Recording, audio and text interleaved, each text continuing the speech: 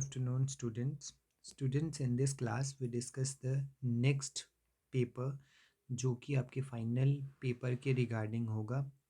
मैंने आपको पैटर्न जो है वो पहले से बताया हुआ है। आज हम डायरेक्टली फर्स्ट सेक्शन पे चलेंगे कि कौन कौन सी मेन सेक्शंस इसमें हैं और किस तरीके के क्वेश्चंस हैं, उनके आंसर्स क्या होंगे और उनके रिगार्डिंग और भी जो पॉइंट्स होंगे उनको भी हम क्या कर लेंगे, डिस्कस कर लेंगे इनमें। अगर हम फर्स्ट सेक्शंस की बात करें, that is the very very short answer objective types question या एमसीक्यूज़ की फॉर्मेट में। तो इसमें फर्स्ट सेक्शंस में आपको पूछा गया है कि यूनाइटेड नेशन जो है उसकी फॉर्मेशन कब हुई थी। तो हमने ये बहुत अच्छे तरीके से पढ़ा हुआ है कि यूनाइटेड नेशन की फॉर्मेशन जो है वो 1945 में हुई थी, 24 अक्टूबर 1945 को। और 24 अक्टूबर को ही लास्ट क्लास में मैंने आपसे पूछा था कि 24 अक्टूबर को ही हम यूएन डे सेलिब्रेट करते हैं। अब आपसे एक क्वेश्चन है कि यूनाइटेड नेशन जो है इसके जो हेड क्वार्टर कहाँ पे हैं। We also know that there are the 6 organ of the United Nation and you tell me कौन से ऑर्गन का हेड क्वार्टर यूएस में नहीं है। We also know that 6 organs हैं यूएन के, इसमें से 5 के जो हेड क्वार्टर हैं वो यूएस में है। ओनली वन ऑर्गन जिसका हेड क्वार्टर जो है वो यूएस में नहीं है, वो कौन सा है वो आपको पता करना है। इसके बाद नेक्स्ट क्वेश्चन है कि नॉन परमानेंट मेंबर कौन नॉन परमानेंट मेंबर्स कितने हैं सिक्योरिटी काउंसिल के। पहले तो पता होना चाहिए सिक्योरिटी काउंसिल है क्या। we know that the security council is the second organ of the united nation, and then the main aim of the security council is to promote the security among the nations who have जो उसके member countries, and if any clashes, if any disputes between the countries or among the nations, तब वो क्या करता है, उन security को provide करता है nations में। We also know that there are the 10 members of the united 10 non-permanent members of the united nation, and then the 5 permanent member of the united nation. And then the next one is the कौन सा concept component जो हैं वो traditional security में आते हैं। First one is the alliance building, second one is the balance of powers, third one is the preventing war. We also know that all of these is it means that कि जो points होंगे, जो सभी points होंगे, preventing war को करना एक तरीके से ट्रेडिशनल सिक्योरिटी का कंसेप्ट है कि सिर्फ war. It means that external most important point, external force, external force most important point जिसमें हमें ये देखने को मिलेगा। अलाइंस बिल्डिंग क्या होता है, हमने देखा था कि दूसरी कंट्री के साथ नेगोशिएशन करना और ऐसी अलाइंस बनाना कि अगर इन फ्यूचर में कोई अगर अटैक होता है तो उसको अच्छे तरीके से टैकल करना। बैलेंस ऑफ पावर में भी उसी को कॉन्टिग्यूट एक सिक्योरिटी के पर्सपेक्टिव से ये देखने को मिलते हैं सभी के सभी। फोर्थ क्वेश्चन है कि सोर्स ऑफ इनसिक्योरिटी कौन सा है। ह्यूमन राइट तो नहीं है, बैलेंस ऑफ पावर भी नहीं है, ये तो हमने ऊपर पढ़ा। ग्लोबल पॉवर्टी है। ग्लोबल पॉवर्टी जो लास्ट पेपर था आपका उसमें भी हमने ये डिस्कस किया था। ग्लोबल पॉवर्टी की इनसिक्योरिटी का थ्रेटन है। इलेक्शन कमीशन जो है इंडिया का वो कब सेटअप किया गया था, दैट इज़ द 25 जैन 1950, और इसका मेन एम था कि to conduct the election free and fair and transparency से among all the nations, among all the states जो कि इंडिया में है। इंडियन इलेक्शन कमीशन के बारे में अब आपको बताना है कि करंट चेयरमैन कौन है हमारे ईसीआई के, इलेक्शन कमीशन। और कुछ और डाटा मैं बता देता हूँ आपको। Article 324 of the Indian constitution deals with the ECI in election commission of India. Next question है जो भारतीय जनसंघ हैं इनके फाउंडर कौन है, दैट इज़ द, अगर हम भारतीय जनसंघ की बात करें तो इनके फाउंडर जो हैं वो हैं श्यामा प्रसाद मुखर्जी। अब आपके लिए क्वेश्चन है कि श्यामा प्रसाद मुखर्जी ने जब भारतीय जनसंघ को फाउंड किया था तो वो कब किया था, इन which year Bharatiya Jana Sangh is founded by Shyama Prasad Mukherjee.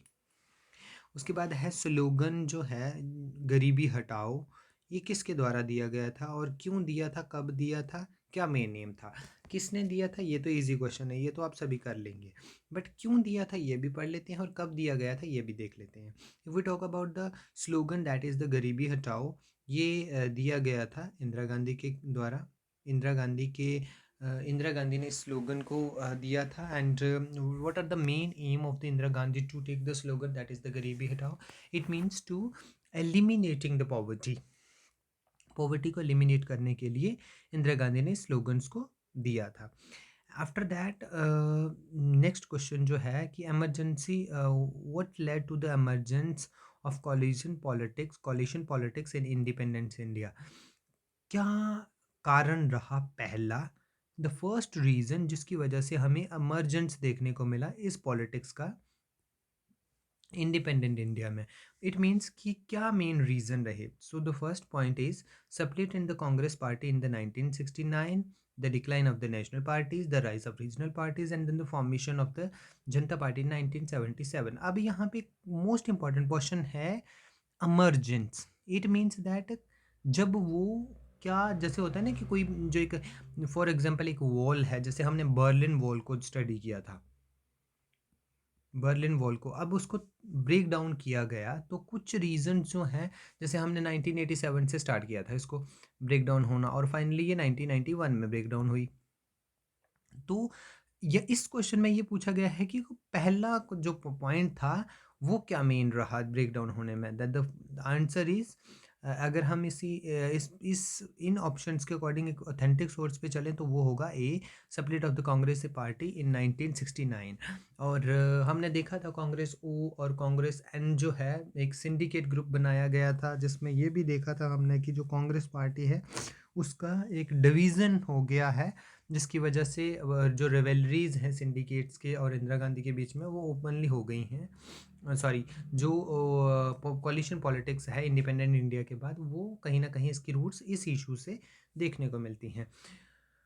उसके बाद नेक्स्ट वन है the factional rivalry between the syndicate and Indira Gandhi. Yes, open in the during कौन सी इलेक्शंस में हमें ये देखने को मिला था, दैट इज़ द, मैंने आपको पढ़ाया भी था, Fakhruddin Ali Ahmed, that is the presidential election in the year of 1969। And the most important point, इसी ईयर को हम इस ऑर्गेनाइजेशन का फॉर्मेशन मानते हैं, बिकॉज इस ईयर अभी रिसेंटली जो हमारे स्पेस टेक्नोलॉजी है वो बहुत अच्छा वर्क कर रही है। इट में भी क्वेश्चन पूछा जा सकता है, और अगर टेक्नोलॉजी पर, अगर ग्लोबलाइजेशन में आप अगर टेक्नोलॉजी पर पॉइंट लिखते हैं तो इसको भी ऐड ऑन कर सकते हैं। And then the last one is the socialist leader की जो स्ट्रेटजी है नॉन कांग्रेसिज्म, वो किसने दी थी, that is the Ram Manohar Lohia. और नॉन कांग्रेसिज्म क्या होता है ये भी स्टडी कर लेते हैं। नॉन कांग्रेसिज्म मीन्स दैट कि हम कांग्रेसिज्म की आइडियोलॉजीज को फॉलो नहीं करते हैं। एक तरीके से जो भी आपके आइडियोलॉजीज हैं वो आप अपने पास रखिए, हम एक एक तरीके से अपने जो प्रायोरिटीज़ हैं उसको उस तरीके से काम करते हैं। ये थी आपकी सेक्शन ए। अब सेक्शन बी की बात करें तो सेक्शन बी में हमें देखने वेरी शॉर्ट देखने को मिलते हैं, इनके आंसर्स भी हैं। In the last class one student asking, sir, what is the meaning of deterrence? In this class we discuss in detail what is the meaning of deterrence। अगर हम deterrence की बात करें तो if we talk about the deterrence means to preventing unwanted behavior or actions। it means कि to prevent the war, to prevent the unwanted, unethical, authoritarian rule, or to in short we talk about to preventing or to limiting the war, to limiting the weaponizations, that is the meaning of the deterrence। the main key objective of the deterrence is to prevent the harmful, it means कि to eliminate the negative points। and the next point is maintain the stability, maintain the cooperation and coordinations among the nations जो इस ideologies को aggregate करते हैं, enforce laws and rules within a proper peace and to maintain peace in proper way। and then the last point is the protect national security। national security is an important point when we discuss the point of the deterrence।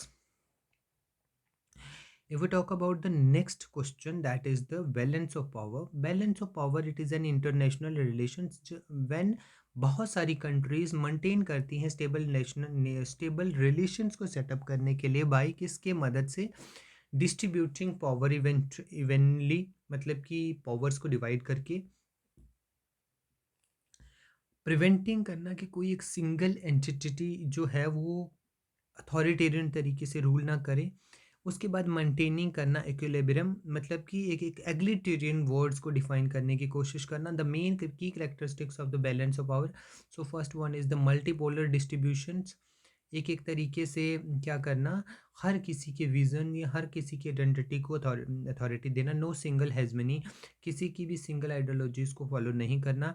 Deterrence through collectively strength, it means that कि हम साथ में मिलके काम करेंगे इसमें। अगर हम एलिमिनेट एक तरीके से मेंटेन कर रहे हैं रिलेशंस को किसी दूसरे कंट्री के साथ, अब एक तो तरीके से तो नहीं होगा वो। For example among the countries or between the countries to set up the bilateral relation or trilateral relations between or among the nations. So it means that both the countries are all the countries to negotiate among them and after कि हमें कौन कौन सी ideologies को adopt करना चाहिए, उसके बाद क्या क्या मेन की पॉइंट्स हमारे होंगे जिसकी वजह से हम कॉपरेशन एंड कोऑर्डिनेशंस के साथ नियर फ्यूचर्स को देख सकते हैं। Okay, so it means that balance of power, in short, balance of power means to maintain a balance in case in future any threaten face any country, that's the balance of power. That time the balance of power is a very good initiative to protecting, to strengthening and to preventing the harmful things like disaster, like terrorism, global poverty. That's why the balance of power is signed among the countries. Okay, so the main aim of the balance of power is to preventing the war, maintain stability, promote cooperation and protection national interest. This is the main points जो balance of power के हैं। Next one is the Kyoto protocol. We also discuss the Kyoto protocol. Kyoto protocol एक ऐसा treaty था जो कि क्या करता था, मिटिगेटिंग करता था। मिटिगेटिंग का मतलब होता है रिडक्शन करना, एलिमिनेट करना, एमिशन करना, किसका, रिड्यूसिंग करना गैस, ग्रीन हाउस गैसेस का, जिसमें कम से कम हो सकें वो। इट एक the main key points of the Kyoto protocol adopt किया गया था 1997 में इन जापान में। एंटर्ड हुआ था ये 2005 में और एक्सपायर्स हो गया 2020 में और रिप्लेस हुआ इसमें Paris agreement. The main objective of the Kyoto protocol is to reduce global greenhouse gases emission, जो कि हार्मफुल गैसेस हैं, लिमिट करना ग्लोबल वार्मिंग 2 डिग्री सेल्सियस तक जो प्री इंडस्ट्रीज लेवल्स की वजह से हैं, और सस्टेनेबल डेवलपमेंट की आइडियोलॉजीज़ को भी अडॉप्ट करना जिसमें हम क्या कर सकें, इस पर एक बेटर वे में कर सकें। And then planning. Planning is the process of defining goals, identifying resources and outlining actions to achieve desired outcomes. Planning क्या है, पहले ये देख लेते हैं। प्लानिंग एक ऐसा प्रोसेस है जहाँ पर हम डिफाइन, जैसे हम कहते हैं ना कि हमें ये प्लानिंग करना चाहिए, हम ये प्लानिंग करेंगे कि इस तरीके की एक्टिविटीज़ या इस तरीके का वर्क करेंगे। तो प्लानिंग एक ऐसा गोल्स होते हैं डिफाइनिंग करके, आइडेंटिफाइंग करके रिसोर्सेज को, जिसमें आउटलाइनिंग एक्शंस को किया जाता है जिसमें हम क्या कर सकें, अचीव कर सकें जो हमने सोचा होता है, जो हमने डिज़ायर्स को आउटकम्स किया होता है।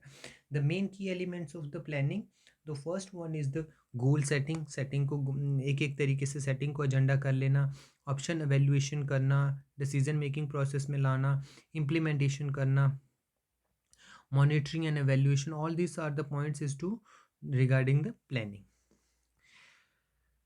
After that, the next question, sixth question, that what is the meaning of bureaucracy? Bureaucracy एक complex organizational system है जो कि characterize करता है hierarchical structure but formal rules में, specialized rules में। Key features of the bureaucracy is to means that hierarchical structures को set up करना, clear rules and regulations को set up करना, स्पेशलाइज्ड करना रूल्स एंड रिस्पॉन्सिबिलिटीज़ को, ताकि वो क्या कर सके उन ब्यूरोक्रेसी को, जैसे हम कहते हैं ना civil servant is also a bureaucrats, like diplomats हो गए, जैसे आईएफएस ऑफिसर्स होते हैं, आईएएस ऑफिसर्स, आईपीएस ऑफिसर्स, तो sorry IAS and IPS officers जो एक एडमिनिस्ट्रेटिव वर्क करना, तो that all these are the bureaucrats. And then the next question is Nav Nirman movement. What is the meaning of the Nav Nirman movement and then what are the main aim? Nav Nirman movement was the mass anti-corruption movement in Gujarat. एक बहुत बड़ी anti-corruption movement रही है ये गुजरात की, जो the main aim the causes corruption in government and education, जिसमें क्या करना है, एक तरीके से प्राइसेस को राइजिंग प्राइसेस एंड इन्फ्लेशन को के लिए ये एक स्टेप्स उठाया गया था बाय द पीपल्स कि हम इसके खिलाफ हैं। अनएम्प्लॉयमेंट बहुत ज़्यादा हो गई थी, जिसकी वजह से नवनिर्माण मूवमेंट को लॉन्च किया गया था 74 टू 75 में। एंड देन द मेन की इवेंट्स, प्रोटेस्ट का स्टार्ट हो गया था। मेन की पॉइंट्स हैं, 1973 में प्रोटेस्ट स्टार्ट हो गया था स्टूडेंट के द्वारा, मिडिल क्लास सिटीजन्स के द्वारा भी, एंड देन स्टूडेंट्स के भी, by the students and by the middle class citizens. वो डिमांड कर रहे थे कि करप्शन मिनिस्टर को उनके उस ऑफिशियल से क्या करना है, निकाल देना है। मास रैलीज निकाली गई, डेमोस्ट्रेशन हुआ, स्ट्राइक्स हुई, जिनको हमने देखा था जॉर्ज फ्रेंडिस ने जो रेलवे स्ट्राइक की थी, जिसको हम कहते हैं हड़ताल, जिसको वर्ड दिया गया था। तो एज इट इज़ मतलब कि जिसकी वजह से एक नई मूवमेंट चलाई गई थी जिसका नाम था नवनिर्माण मूवमेंट। उसके बाद अगर हम बात करें तो कॉलिशन पॉलिटिक्स क्या है, सिंपल सा क्वेश्चन है ये, और ये एक ऐसी पॉलिटिक्स है when two or more than two parties join together and make the government and form the government to fulfill their own agendas, that is the coalition government. And there are the main positive as well as the negative points of the coalition government. And then the ninth point is the who are rightist force. Leftist and rightist is very important. तो rightist भी पता होना चाहिए और leftist भी पता होना चाहिए। देखिए, इन इंडिया में राइटिस्ट फोर्स और पॉलिटिकल सिस्टम में एसोसिएटेड है। ये क्या थे, एक वेरी कंजर्वेटिव आइडियोलॉजीज़ को फुलफिल करते थे, एक नेशनलिज्म की आइडियोलॉजीज़ को फुलफिल करते थे। हमने राइटिस्ट एंड लेफ्टिस्ट की आइडियोलॉजीज़ को बहुत अच्छे तरीके से डिस्कस किया हुआ है। इन इंडिया में की बात करें तो हिंदू नेशनलिज्म हमें देखने को मिलता है। भारतीय जनता पार्टी एक प्रोमिनेंट राइट विंग पार्टी रही है, जिसने एडवोकेट किया है हिंदू नेशनलिज्म को कंजर्वेटिव वैल्यूज़ में under the leadership of Narendra Modi ji. और conservative values, right wing parties जो है, इसका आइडिया जो है वो एम्फेसाइज है ट्रेडिशनल फैमिली वैल्यूज़ में अपोज करना। मतलब कि एक तरीके से जो एक जैसे वन वन पॉइंट्स दैट है कि जो जिनके जो कैपेबल हैं वही इस पार्टीज़ का, इस फोर्स का मेन आइडियोलॉजीज़ है कि जो पर्सनस क्या हैं, जो पर्सन पहले जिनके एक पेरेंट्स जो हैं वो अथॉरिटी में हैं, तो वही अथॉरिटी में नहीं रहेंगे, और भी बाकी जो पर्सन्स हैं वो भी अथॉरिटीज़ में आएंगे। इट मीन्स दैट कि जो उस पोजीशंस के काबिल होगा वही वहाँ पर जाएगा। And then the last question is the regional parties. Regional parties क्या होती हैं और मेन क्या रोल होता है रीजनल पार्टीज़ एक पॉलिटिकल ऑर्गेनाइजेशंस को डिफाइन करती हैं। पर्टिकुलर इनकी जोग्राफिकल रीजन होता है, स्टेट, किसी प्रोविंस या फिर किसी एक एरियाज़ को डिफाइन करती हैं जिनका अपना खुद का इंटरेस्ट होता है, लोकल इश्यूज़ होते हैं। अगर हम बात करें तो इनका लिमिटेड जोग्राफिकल स्कोप होता है, फोकस करती हैं ये रीजनल कंसर्न और इश्यूज़ पे।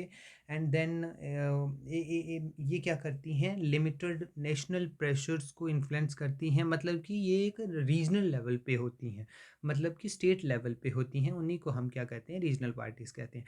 जैसे सम ऑफ द एग्जांपल्स हो गया, शिवसेना हो गया, जेएमके हो गया, टीडीपी हो गया, AIA, DMK हो गया, AAP हो गया। तो all these are the regional parties in India. And now we start the section C, that is the most important question, shock therapy, its effect and it too। आपको बताने हैं दो, but shock therapy क्या होती है पहले हम ये देखेंगे।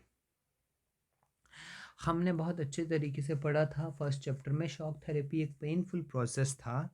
शॉक थेरेपी एक सेट ऑफ इकोनॉमिक पॉलिसीज़ था जो कि पेनफुल प्रोसेस था उन कंट्रीज़ के लिए जिन्होंने अपनी कंट्री की इकोनॉमी कैपिटलिज्म की तरफ टिल्टेड की थी। ऑब्वियसली ईस्टर्न ब्लॉक ने वेस्टर्न ब्लॉक की आइडियोलॉजीज़ को अडॉप्ट करने की कोशिश की थी, तो हम उन्हीं के बारे में डिस्कस करेंगे। शॉक थेरेपी एक सडन एंड सिग्निफिकेंट चेंज थी कंट्रीज़ की इकोनॉमिक पॉलिसीज़ को ट्रांसफ़र करने के लिए, स्टेट रन इकोनॉमी क्या करने के लिए, फ्री मार्केट इकोनॉमी को करने के लिए शॉक थेरेपी को यूज़ किया गया था कि एक रेडिकल इकोनॉमिक रिफॉर्म्स लाया जाएगा जिसमें हम क्या करेंगे, अपनी इकोनॉमी को ईस्टर्न यूरोपियन और central Asian countries and northern Asian countries में क्या करें, हम क्या करें, एक तरीके से अपनी इकोनॉमी को बूस्ट करें। शॉक थेरेपी में कुछ पॉलिसीज एड ऑन थी। First one is the liberalisation, privatisation and then stabilisation. It what is the meaning of the, अब यहाँ पे ग्लोबलाइजेशन नहीं है बच्चे, नो, कि आप यहाँ पे ग्लोबलाइजेशन वर्ड कर दें। लिबरलाइजेशन एंड स्टेबलाइजेशन मतलब कि स्ट्रिक्ट मॉनेटरी पॉलिसी या फिजिकल पॉलिसीज को कंट्रोल करना कि इन्फ्लेशन ना हो। हमने देखा है इन्फ्लेशन और डिफ्लेशन का कंसेप्ट। की इफ़ेक्ट्स क्या हैं शॉक थेरेपी के? की इफ़ेक्ट्स शॉक थेरेपी के ये हैं कि इकोनॉमिक को स्टेबलाइज करना, करेंसी को स्टेबलाइज करना, शार्प कंट्रैक्शन करना आउटपुट का, जिसमें एक एक तरीके से करेंसी को प्रिवेंट करना, करेंसीज में क्राइसिस हो गए हैं उनको प्रिवेंट करना, वाइडली इनइक्वालिटीज़ को कहीं ना कहीं इसका ये इफेक्ट देखने को मिला। इनइक्वालिटीज़ इसलिए हुई ताकि वो रिचनेस और पुअरनेस का कंसेप्ट आया। इंस्टीट्यूशनल ब्रेकडाउन हमें देखने को मिला, करप्शंस बहुत ज़्यादा, माफिया रूल, जिसमें हमने एक एज इट इज़ वर्ड देखा था, ये आप लिखेंगे भी आंसर में। माफिया रूल जो है वो कहीं ना कहीं एड पॉइंट, माफिया रूल जो है वो कहीं ना कहीं मर्ज हुआ।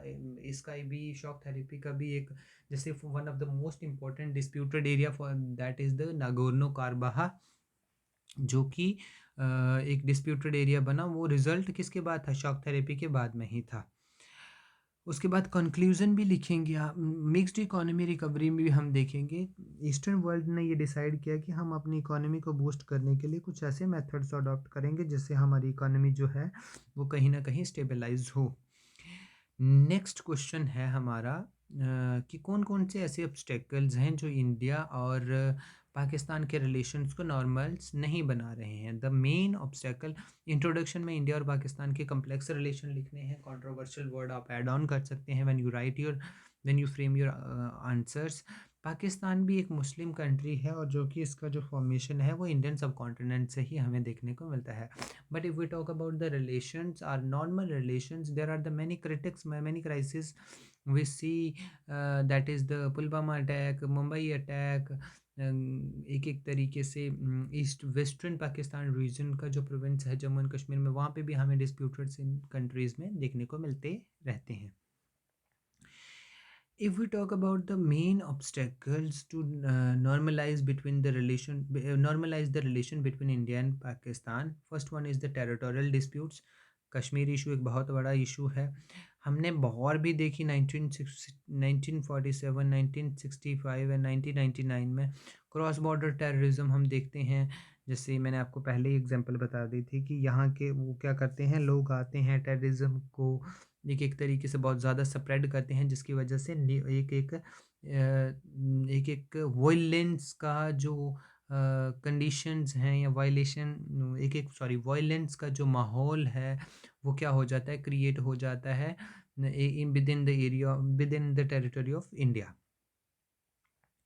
मिलिट्री बिल्टअप करना और न्यूक्लियर आर्म्स रेस में, मतलब कि चाइना क्या करता है, अपनी जो वेपनाइजेशन है वो पाकिस्तान को सेल कर देता है या पाकिस्तान को दे देता है, और वो पाकिस्तान वेपनाइजेशन क्या करता है, वो हमारे खिलाफ यूज़ कर लेता है। तो ये भी एक बहुत बड़ा ऑब्स्टेकल है हमारे रिलेशंस को सेटअप करने के लिए। इन दिस वाटर ट्रीटी पर भी चैलेंजेस किए जाते हैं, आए दिन चैलेंजेस होते हैं। जैसे अभी इस लास्ट ईयर दिसंबर में कुछ एक कमेटी सेटअप की गई थी पाकिस्तान के द्वारा कि वो देखेगी कि इंडिया में जो रिवर्स हैं जो हमारा, जिन पर हमारा कंट्रोल है, दैट इज़ द जो इंडस हो गया, झेलम हो गया, एंड देन एक एक जो the main rivers that is the Indus, Jhelum and Sutlej, जो उसके कंट्रोल में है। And the other one is the जो कि जिनका इंडिया पर कंट्रोल है। तो वो एक एक तब भी हम अपने रिलेशंस को सेटअप नहीं कर पा रहे हैं।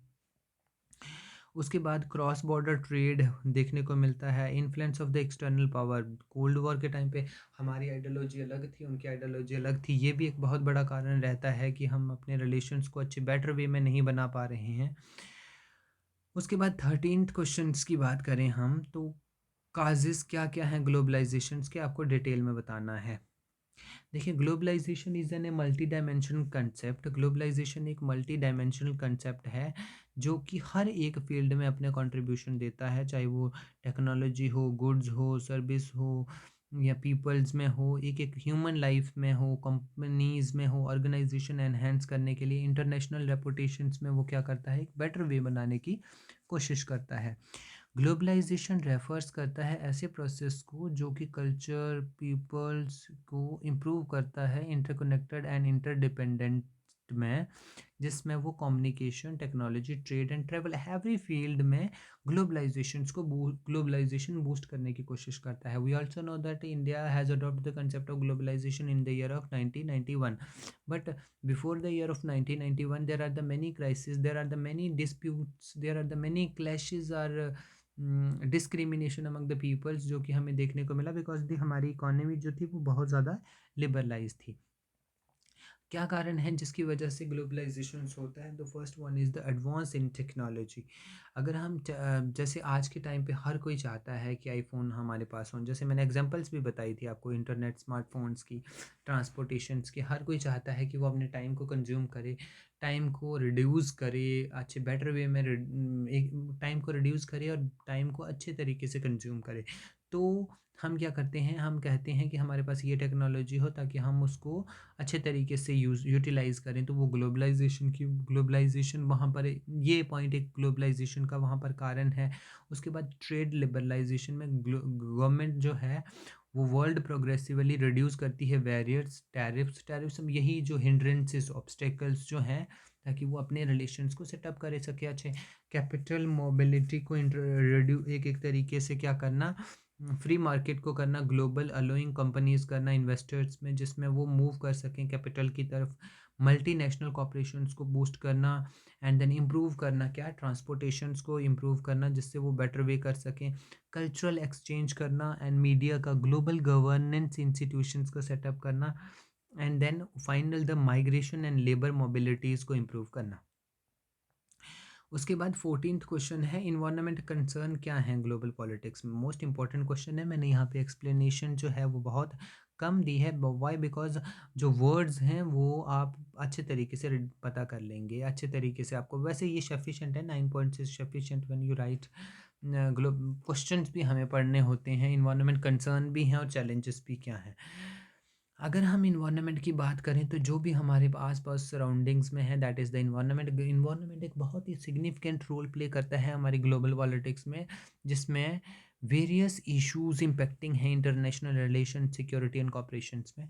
अगर की इन्वायरमेंट कंसर्न देखें तो क्लाइमेट चेंज हमें देखने को मिल रहा है, लॉस ऑफ बायोडाइवर्सिटी हो रहा है, वाटर स्कैर्सिटी, पानी की कमी हमें देखने को मिल रही है, एयर पोल्यूशन बहुत ज़्यादा हो रहा है, ओशन, एक कोस्टल डिग्रेडेशन हमें देखने को मिल रहा है, डिफॉरेस्टेशन बहुत ज़्यादा हो रहा है, सॉइल की जो फर्टिलिटी रेट है वो कहीं ना कहीं डाउन जा रहा है, जिसकी वजह से जो प्रोडक्शन है वो हम टोटली जो है वो पेस्टिसाइड जैसे फर्टिलाइज़र्स का यूज़ करके कर रहे हैं, जिसकी वजह से बहुत ज़्यादा इफ़ेक्ट हमारी लाइफ पे हो रहा है।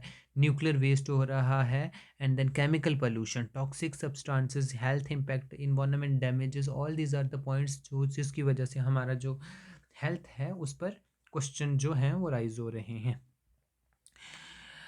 चैलेंजेस में कोऑर्डिनेशन एंड कोऑपरेशन के साथ अगर हम काम करेंगे तो हम इस इश्यूज से टैकल कर सकते हैं। अगर हम डिवीज़न ऑफ द चीज़ों की बात करेंगे तब हम इसको अच्छे तरीके से टैकल नहीं कर पाएंगे। उसके बाद है 15th क्वेश्चन है, मेन चैलेंजेस क्या हैं before the Indian democracy, discuss करना है आपको डिटेल में। First one is the, if we talk about the Indian democracy, is India is a democratic country, no doubt, but हमारा एक लार्जेस्ट डेमोक्रेटिक कंट्री है। ये भी आप याद रखिएगा, when you right your answer frame, India is the largest democratic country all over the world, because सबसे बड़ा जो लोकतंत्र जिसको हम कहते हैं दैट इज़ द डेमोक्रेसी, वो हमें यहाँ पर देखने को मिलता है। आई नो दैट कि सम ऑफ द हिंदीज वर्ड जो आपको नहीं पता होंगे, but if we talk about the democracy in India, it is the largest democratic country all over the world. अब हमारे लिए challenges क्या हैं? First one is the political polarizations. It means that कि ideological division कैसे? If we talk about कि एक parties की अपनी आइडियोलॉजी होगी, दूसरी पार्टी की अपनी आइडियोलॉजी होगी, हर एक पार्टी अपनी अपनी आइडियोलॉजीज़ को फुलफिल करवाने की कोशिश करेगा, तो ये एक पॉइंट हो सकता है। करप्शन एक बहुत बड़ा चैलेंजेस है इंडियन डेमोक्रेसीज़ में।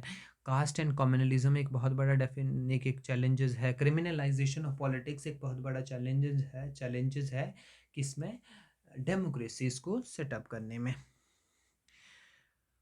And then weaknesses of the electoral process एक बहुत बड़ा चैलेंजेस है। इरोजन ऑफ डेमोक्रेटिक इंस्टीट्यूशंस, मतलब कि जो डेमोक्रेटिक इंस्टीट्यूशंस हैं वो कहीं ना कहीं पॉलिटिकल पार्टीज़ की तरफ टिल्टेड हो जाते हैं, ये भी एक बहुत बड़ा चैलेंजेस है हमारी डेमोक्रेसीज के लिए। Freedom of speech and civil liberties, we also know that there are the many points जिसमें हम चैलेंजेस देखते हैं इंडियन डेमोक्रेसीज का, सॉरी डेमोक्रेसी का इंडियन पॉलिटिक्स में। एंड देन द फाइनल आपको कंक्लूजन भी लिखना है, इंडियन डेमोक्रेसी जो है वो एक रिबूस्ट और एंड्यूरिंग फेसिस पे है, जिसमें थ्रेटन है स्टेबलाइजिंग और इनक्लूसिविलिटी जो है वो क्या क्या करती है, एक चैलेंज एक एक तरीके से कम रिड्यूस करने की कोशिश करते हैं, जिसमें हम ट्रांसपेरेंसी अकाउंटेबिलिटी प्रमोटिंग कर सकें और ये इंश्योर कर सकें कि हर एक ग्रुप, चाहे वो मार्जिनलाइज्ड ग्रुप है, वो भी पार्टिसिपेट कर सकता है in the process of the elections in a democratic in India. The second last question of section C, coalition government के 4 मेन डिफेक्ट्स बताने हैं। पहले हमने पॉजिटिव पॉइंट्स पढ़े थे, अब आज हम क्या कर रहे हैं, नेगेटिव पॉइंट्स पढ़ रहे हैं।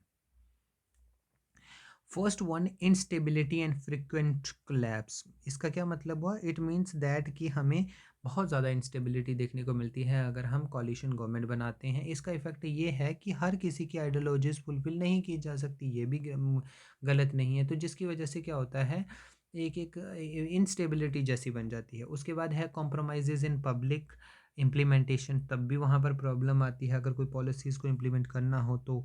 इनसफिशिएंट डिसीजन मेकिंग में हर कोई अपने बेसिस पे ही डिसीजन ले लेता है अगर कॉलिशन गवर्नमेंट है। And then the power struggle of the leadership challenges, अगर फॉर एग्जांपल 4 लोगों के द्वारा it means that when the 4 brothers or 4 pupils to make a government, then हर कोई चाहेगा कि वो क्या कर सके, लीडर बने उस चीज़ का, जिससे क्या होता है गवर्नमेंट अच्छे तरीके से स्टेबलाइज नहीं हो पाती है, जिस मतलब कि पावर्स का एक एक जैसे हंगर हो जाता है ना, जैसे हंग्री हो जाता है पर्सन जब उसको फूड में नहीं मिलता है, उस तरीके से पावर के लिए हंग्री हो जाते हैं लोग या लीडर्स। बट कब, जब वो कोलिशन गवर्नमेंट देखने को मिलती है। उसके बाद है कौन कौन से ऐसे फैक्टर हैं जिसकी वजह से रीजनल पार्टीज़ का इमर्जेंस हमें देखने को मिलता है। So the first factor here the some key aspects of regional and their contributor, कि रीजनल पार्टीज़ का क्या हो, एक एक इम्प्रूवमेंट हो, लिंग्विस्टिक एंड कल्चरल आइडेंटिटी को इम्प्रूवमेंट हो। फॉर एग्जांपल जैसे हमने देखा एक बहुत बड़ा चैलेंजेस है, हर कोई स्टेट क्या करती है अपने तरीके से आइडियोलॉजीज़ को बनाने की कोशिश करती है। अनइवन इकोनॉमिक डेवलपमेंट हमें देखने को मिले, और हम ये भी एक बहुत बड़ा फैक्टर है जिसकी वजह से इमरजेंस हो जाता है, मतलब कि हर कोई स्टेट्स हर कोई रीजन चाहता है कि वो क्या करे, उनके एरियाज़ को डेवलप करने की कोशिश करे। एथनिक एंड रिलीजियस आइडेंटिटीज़ को क्या कर पार्टीज़ करती हैं कि हमारी आइडियोलॉजी, हमारी कास्ट या हमारी जो रीज़न है उसको प्रायोरिटी दी जानी चाहिए। And then the failure of the national parties and address local issues, हर कोई एक अपनी जो कोई अगर फॉर एग्जांपल एक रीजनल पार्टीज़ है वो अपनी आइडियोलॉजीज़ को फुलफिल करने के लिए अपने एजेंडाज़ को फुलफिल करेगा। तो all these are the points जो कि ये डिफ़ाइन करती हैं, इस तरीके के पॉइंट डिफ़ाइन करती हैं।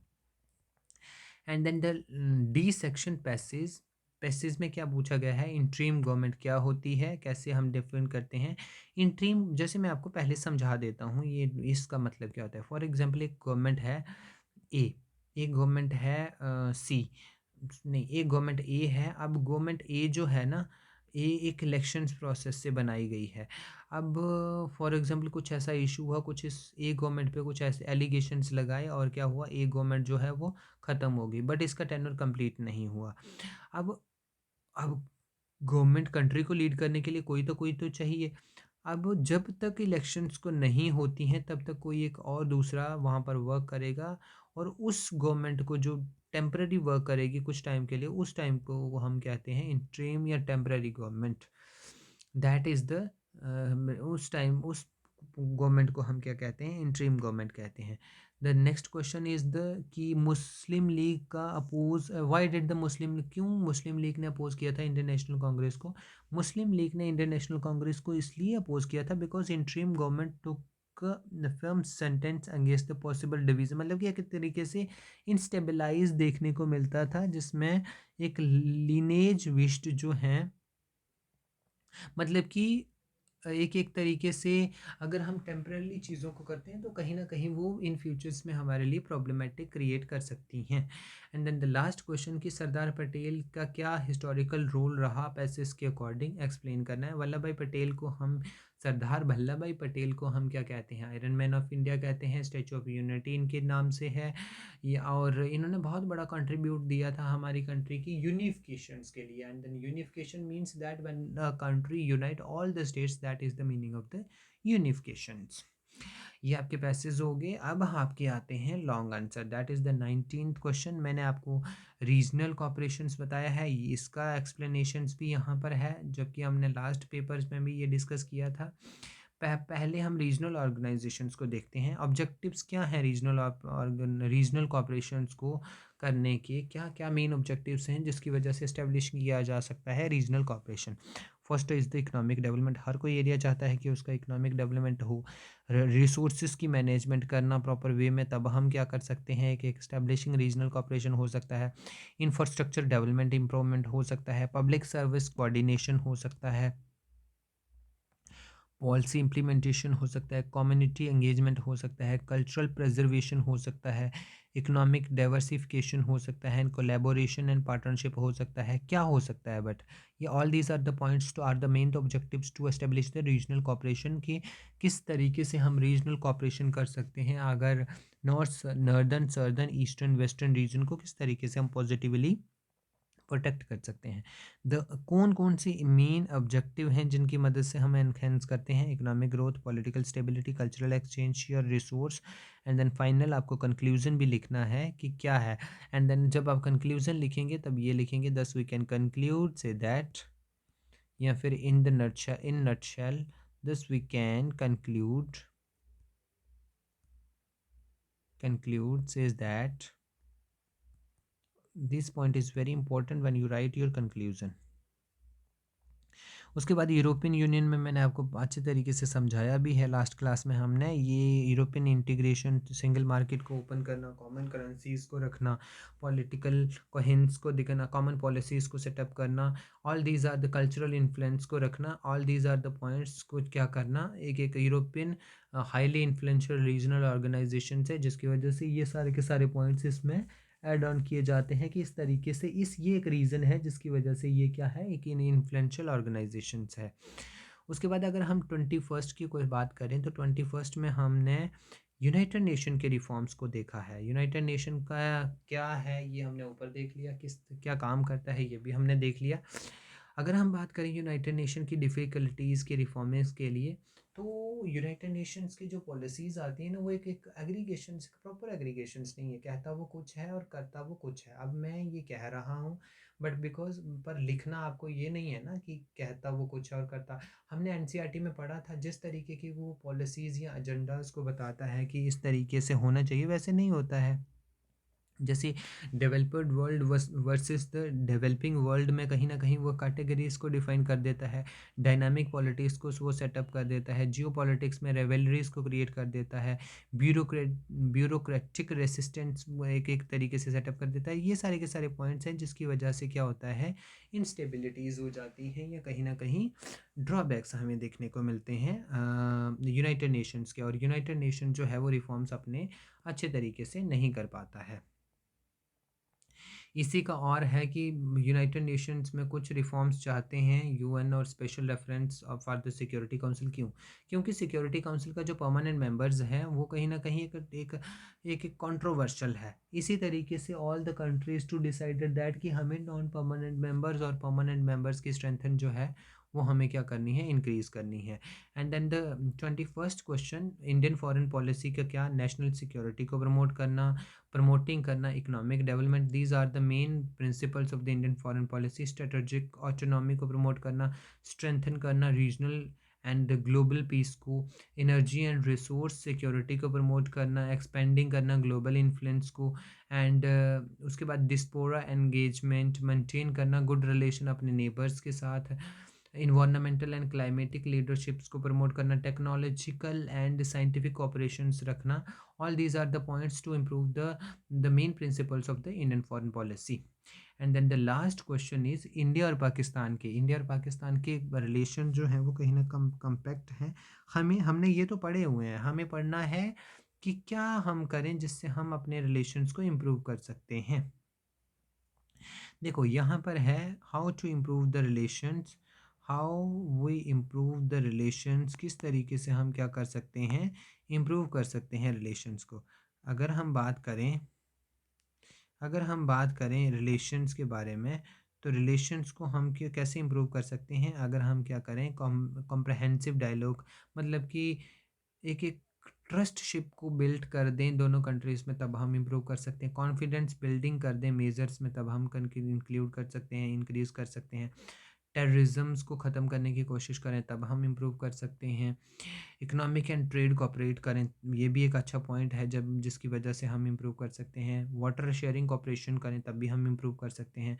मीडिया रिस्पॉन्सिबिलिटीज़ रखें, we also know that media is the fourth pillar of the democracy, तब हम इंक्लूड कर सकते हैं।